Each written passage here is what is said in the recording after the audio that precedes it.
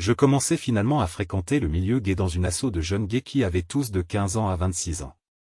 Moi, j'en avais déjà 25 ans. Ouf! Presque trop vieux.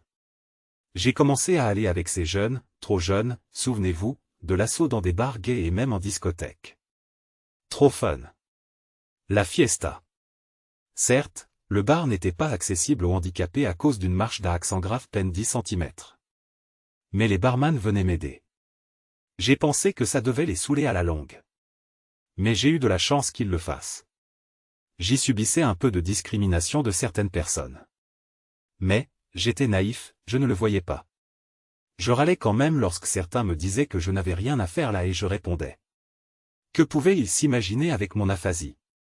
Alors, dans ce bar étroit et par manque de place, je vous assure, sans faire exprès, je roulais parfois sur quelques pieds.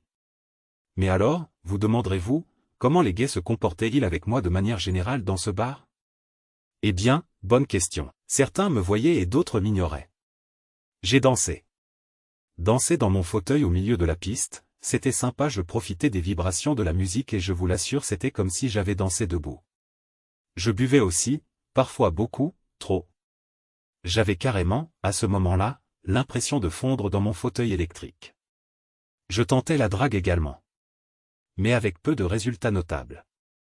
Comme je vous l'ai dit, j'avais des difficultés d'élocution, et la musique forte ça n'aidait pas vraiment.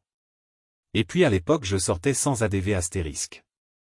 Néanmoins, j'ai pu mettre les mains à quelques fesses, mais, voyons ça ne se fait pas, ce qui était courant dans le milieu à l'époque. Et j'ai eu même quelques plans cul, mais sans lendemain. Ce n'était pas assez pour me satisfaire. De plus, amener un garçon, valide, dans un foyer médicalisé, niveau discrétion ce n'est pas le top.